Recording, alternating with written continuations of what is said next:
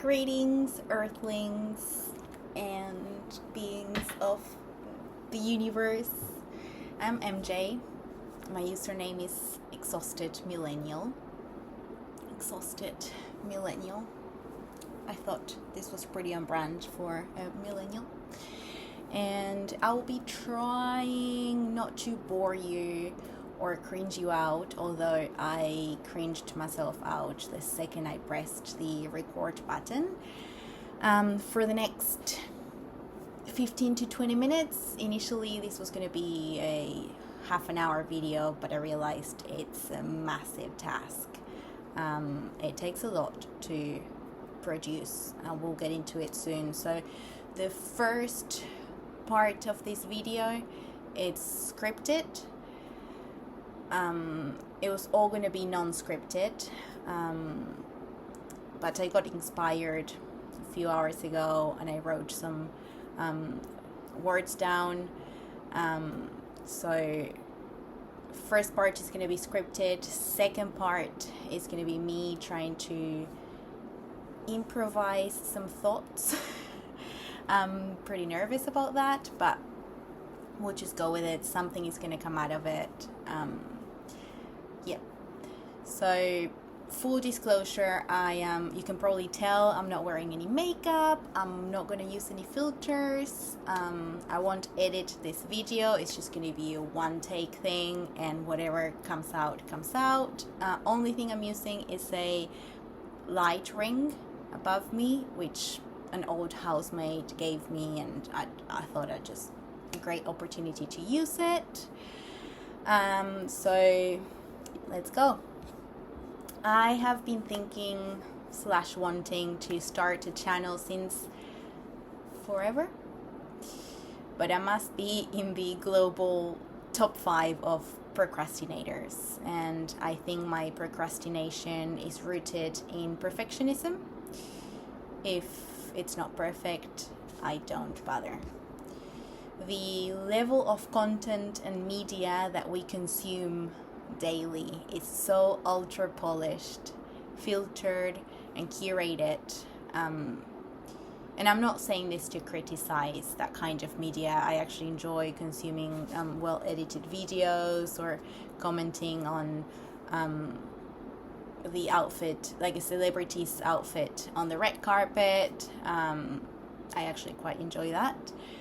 It just intimidates me, the level of production. I don't have the resources or knowledge for that kind of production. I have my computer, which I recently bought with my taxes, my desk, which I can barely exist without, my pens, most of them pink, as you can probably see. I don't know how much you can see. And my notebooks, many notebooks. This is my favorite size, but I've got all different sizes and styles and brands, and so I just thought I would just use what I have and see what comes out. It all started it started a long time ago, but this process in particular started a few weeks ago. I think it was during the full moon. I was tossing around in bed at 3 a.m, not able to sleep. I usually can't sleep during full moon. That's why I think it might have been a full moon. And I had a revelation, which usually happens at 3 a.m, like I've written so many amazing short stories or or had so many novel ideas, or I don't know, you invent the best product that's going to turn you into a millionaire, and then you wake up the next morning and you're like, oh, what was that thought? So I actually wrote it down, and the revelation was something, it was sort of a voice that was like, MJ, if you think that no one will care about what you say, what you have to say, because you're not perfect, if you don't do something perfect, people won't consume it. Well, why do you care about being perfect anyway? No one will care. So I just thought, which now that I'm thinking about it, it's like a good advice for life in general, just do your thing and try to enjoy the ride. It's something that I usually think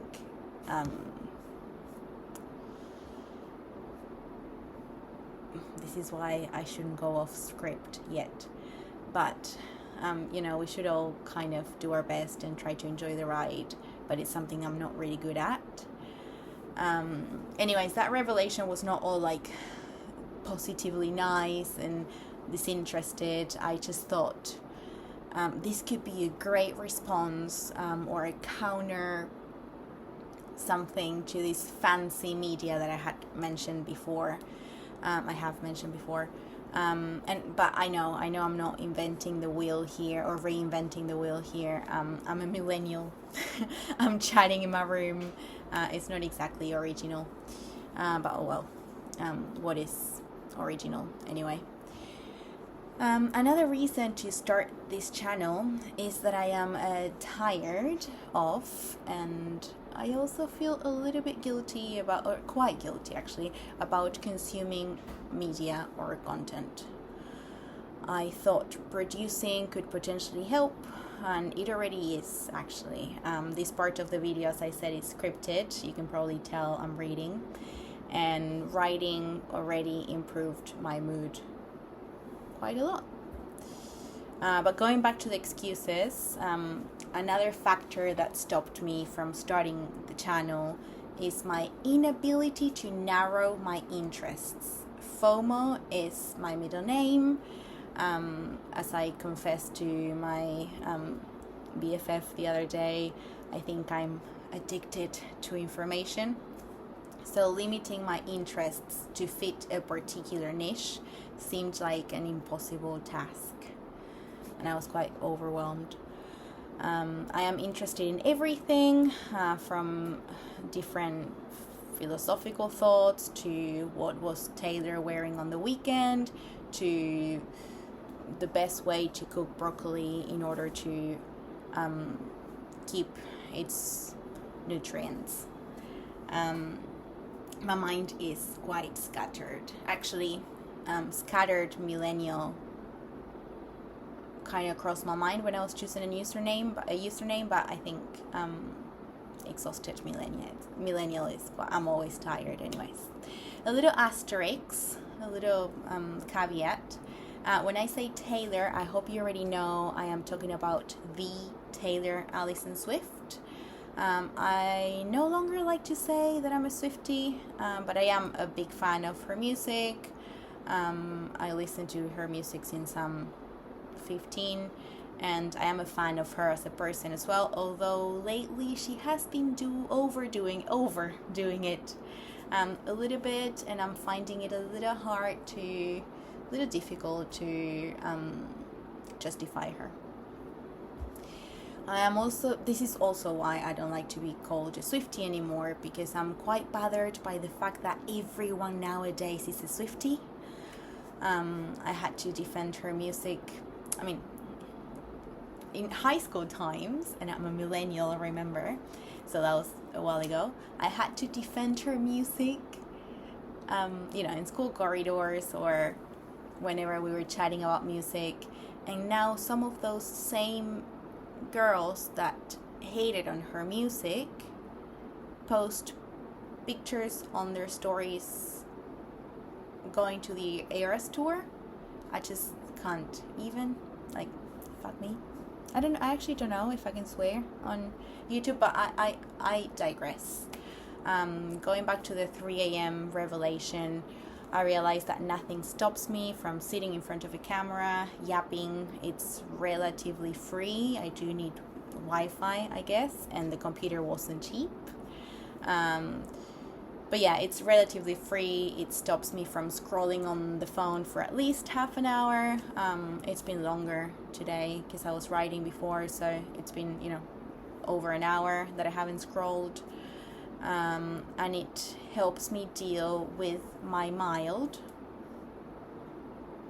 hold yourselves, Scopophobia via exposure, exposing me to being seen. Scopophobia, I learned recently, is the fear of being seen. I used to upload a story, a selfie, every other day, if not every day. So I don't know what happened there. So many things happened actually, but I couldn't point at one single thing that happened for me to start feeling uncomfortable in front of a camera and in front of people in general as well, but I think that's more social anxiety. So I finally thought, why not tonight? Today is the 1st of the month. It is a Saturday night. I have literally 2 friends. Let's go. So that was the end of the scripted part. Now it's time for the improvised thoughts. I am scared, but I do have some pointers written down to help me out, because preparing does help a lot with my anxiety. I've always known, but I've only recently started putting into practice. So I think the main things that I want to it's not impersonate, but the main things that I want to focus. So as I said, I'm not using any filter. I'm not gonna edit this. There's no makeup. It's just a freaking, which is actually quite weird to look at it. I feel quite weird. The ring of light. So I do want to come out as authentic as possible, as honest as possible, non-pretentious. Like being pretentious is one of the cringiest things in my opinion. And yeah, not polished, which is something that I think the younger generations are starting to appreciate, but I think the millennial generation is very used to I don't know, the 90s ultra polished pop stars, Hollywood stars, Disney, you know, everything is shiny and magic and perfect. So maybe I would like to challenge that a little bit, although I am very aware that younger generations already are, and even obviously millennials are doing that already as well, but I just thought I'd just join the party of authenticity, which is already starting to sound, it's crazy how we find a word, so a new word appears and it's kind of cool to use it, and we use it so much that it just becomes I guess mainstream, and as soon as it becomes mainstream is cringe. It's like a cycle. The word healing, I just can't anymore. The word even holistic, which is a word that I really, really like, holistic, I struggle with now. So I do want to be authentic, non-pretentious, potentially non-cringy, but that's gonna happen. I need to get over that, and just real as possible. Although I also needed to say that it is impossible for me not to choose which way the camera is going to point at. I even chose the shirt that I'm wearing, so I'm going to try and make it as real as possible, but it's still my point of view, you know, yes, I've been reading a little bit about that, but I don't feel comfortable. This is something I would like to work on. I love learning, and I love, as I said, I'm interested in everything, and I love incorporating new concepts and ideas and theories, but I do struggle to share them and to reproduce them and to explain them. So it's something that I would like to work on, and I think these videos might be able to help me with that. So having said that, I think you might want to know a little bit about me, but I do not want to get too personal. That's the first thing that I wrote. I don't want to get too personal, but because I want to be honest and authentic, there is a little bit of me that you probably need to know. So I guess you can probably hear that English is not my first language, but I guess that's something I can speak about. There is a question that I get asked very often because I'm an immigrant, and I actually hate. And people, it's such a simple question, and people don't even think about it when they ask that question, which is, where are you from? I just hate it. I mean, if it's after we've had a few conversations and, you know, like the it's relevant for the topic that we're discussing, or you know, the context or whatever, if we're in an airport or whatever, you know, or if we're talking about the foods that we grew up with, or I don't know. But if it's the first question that you're going to ask me, it's usually the second, my name, and then where are you from. But then sometimes they don't even ask me for my name. Sometimes the first thing that they ask is, where are you from? And I just find it so disrespectful and so it's almost like you want to put me in one of the little boxes that you have in your head, just so you can make me a stereotype, you know? Which I'm not against stereotypes. They are a thing. It's not that I believe in stereotypes, but they are a thing. But yeah, maybe I am overreacting, which I wouldn't be surprised. I do that quite often. And maybe if I wasn't, and it's not that I'm like, I reject my roots. It's not that I don't like to confess where am I from, but I just find it what's the word, like reductive. I find it quite reductive and quite close-minded, especially in a globalized world like today, with like where everyone is from everywhere. And now I'm thinking about an article that I read a long time ago, and I don't remember the name of the author, but she was saying, I do remember it was a woman, it usually is. She was saying that we should start asking the word, where are you a local, instead of where are you from. I think where are you from can be quite loaded. You know, there's a lot of people with refugee status these days. There's people that are escaping their countries. There's people that are just escaping their families. And asking where are you from can be very loaded, because it's about the past, you know, and the past is trauma, usually. I mean, again, it's not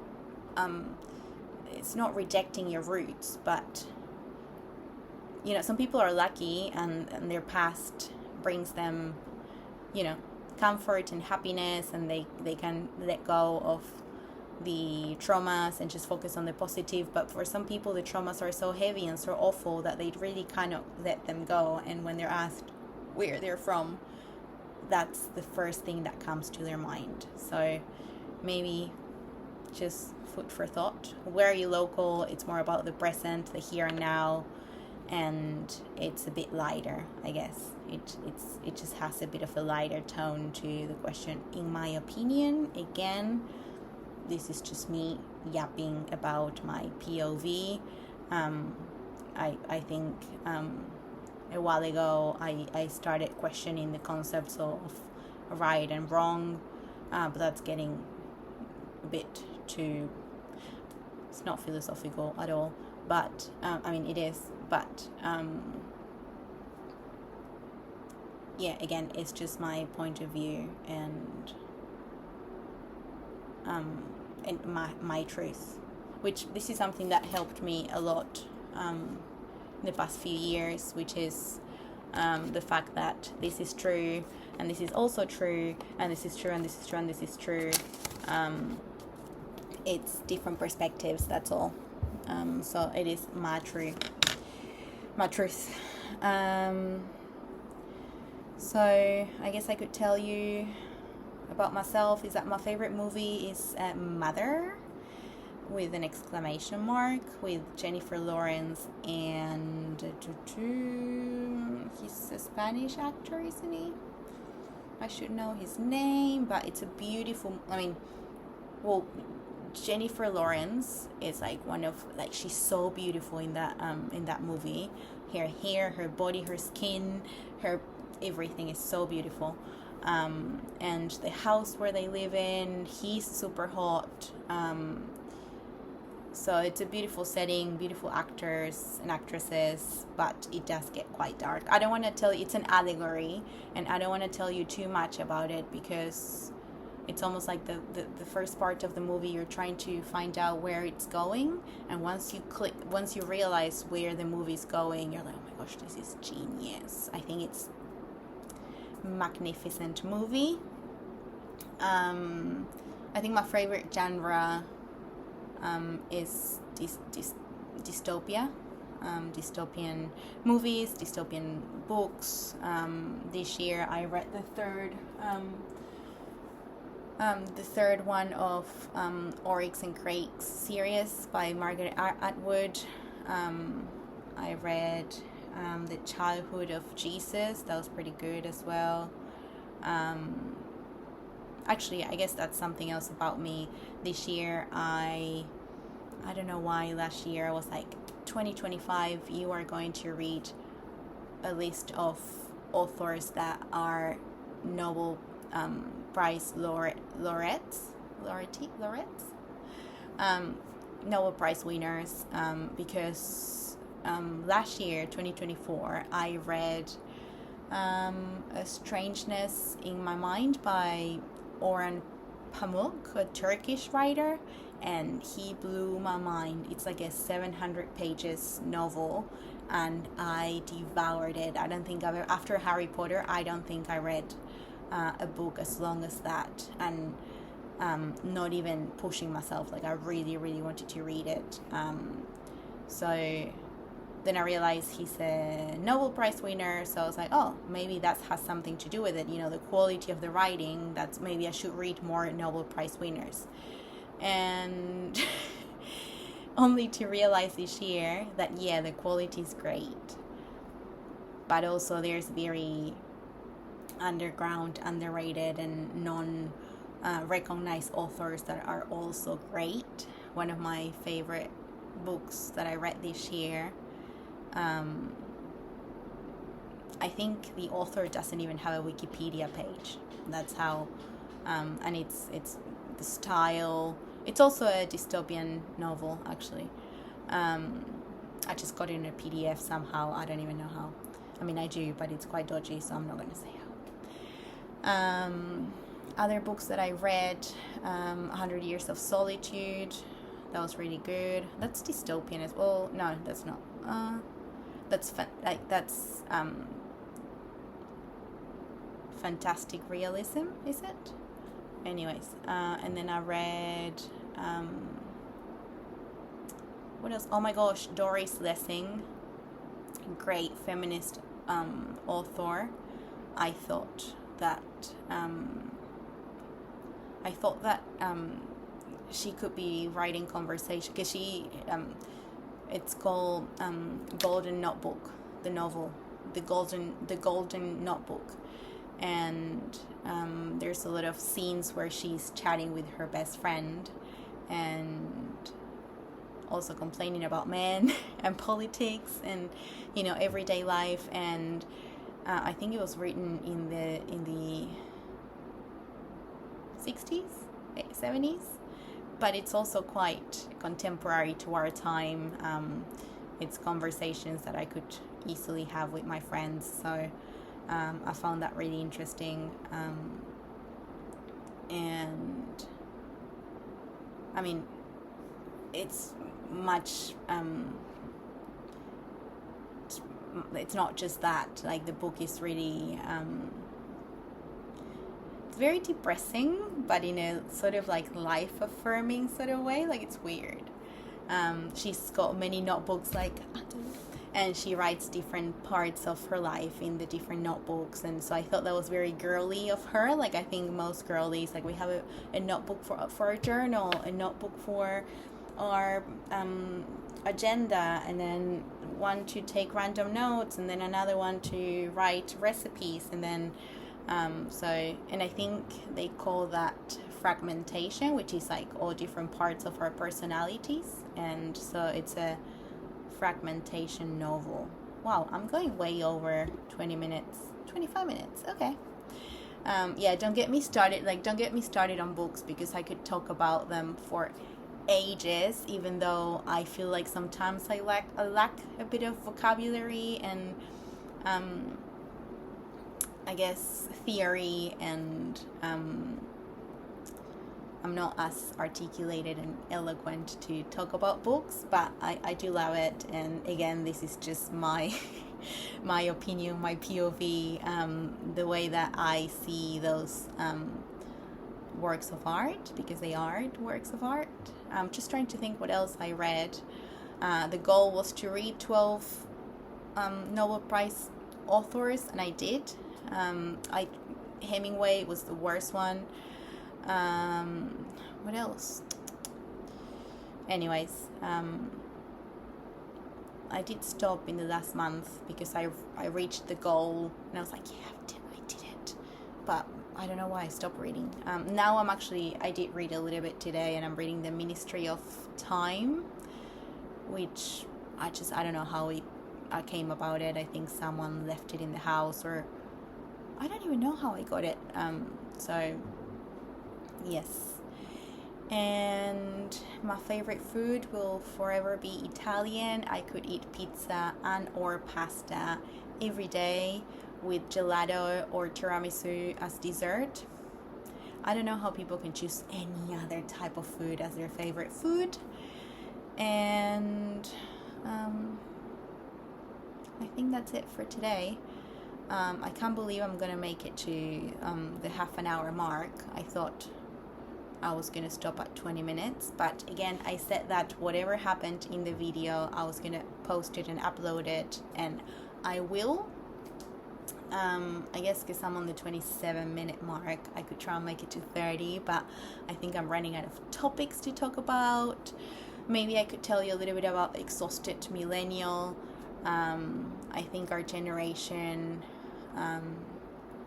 we're all pretty tired. I feel like the goalpost keeps moving for a generation, and this is something a bit like, it's well, we've spoken about this quite a lot, the fact that boomers had easier access to housing, and they knew that if they stayed in a job for 2, 3, 5 years, they will be able to afford certain luxuries.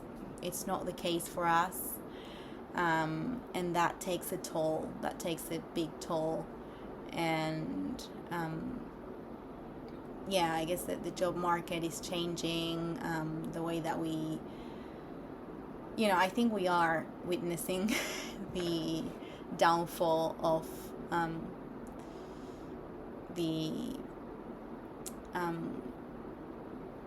I just don't want to sound too apocalyptic, but the downfall of the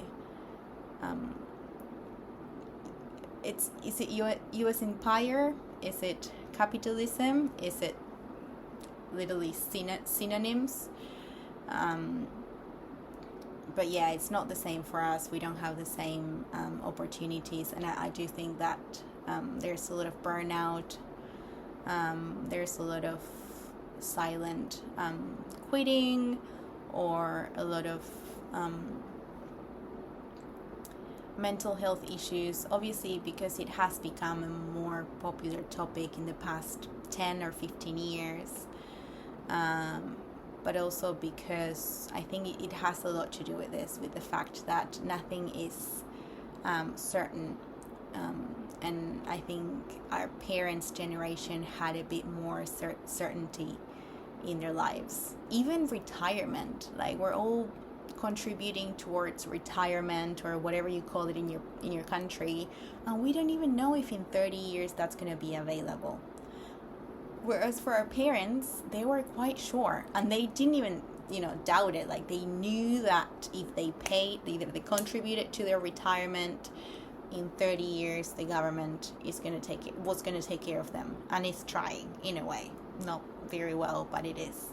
But for us, we don't even know if the climate is going to hold for us, let alone freaking retirement. Like, it's quite freaky. And obviously there is exceptions of millennials that have made it, or millennials that have not necessarily made it, but have been able to tick the boxes of secure housing, secure income. And I'm not saying that those are the goals that everyone should have, or the goals that everyone has, but I think obviously shelter and resources are basic human needs, especially your shelter. And there's a housing crisis all over the place, which I'm not gonna, maybe I can talk about this next video, but I do believe, the thing is, I don't know if I can say this on you, I don't know, I should look into the terms and conditions of YouTube, but I think a big problem is Airbnb. We have put out perfectly inhabitable places for normal people, and we have taken them and given them to tourism. Have you seen how crazy busy Italy is? Europe in general is. Like, there's like, tourism has boomed, and not in a nice way. Again, like, it's a weird one, because everyone should be able to have holidays and everyone should be able to explore the world, but I don't know, it's crazy. Like, we have overdone pretty much every aspect of a neoliberal lifestyle. Everything is overdone. So everything, there's queues everywhere, there's like, all the systems are overloaded, we are overloaded, everyone's nervous system is overloaded. But at the same time, then you look back and you're like, well, what about people that went through like world wars? Like, I'm sure their systems were like beyond overwhelmed. And yes, you're right. So I don't know, I'm not too sure. I'm yapping for real now, because these are heavy themes and topics, and I maybe should read a bit more about it. I'm just, again, this is just my POV, my opinion, and my truth. Oh, I just realized that maybe you didn't see it because of that. So these are all true statements. Anyways, I think that's it for now. That's it for tonight. I think I'm gonna go to bed. I was gonna watch a movie, but I think maybe I can watch a movie in bed. I'm gonna do that.